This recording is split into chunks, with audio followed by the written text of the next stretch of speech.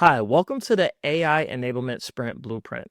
Now, this blueprint is designed specifically for teams interested in exploring how AI can be effectively incorporated into their workflows, whether it be for improving efficiency, solving challenges, or driving innovation. I get it. With so many AI tools out there, it's tough to figure out which ones are actually worth investing in. And that's why I created this blueprint.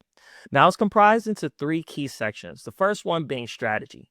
In a strategy section, you are first looking at your current workflow and looking for the different challenges within it, and then utilizing that to come up with your strategy brief that will guide a lot of your decisions moving forward. Then in the solutions and roadmap section, you look for inspiration and examples of how other companies might have solved similar problems to yours with AI. And then you come up with concepts for your unique team. Once you do that, then you organize and prioritize them. Once you have your prioritized list, then you have your experiment deck showing how you can make key decisions based off of your experiments. I get it.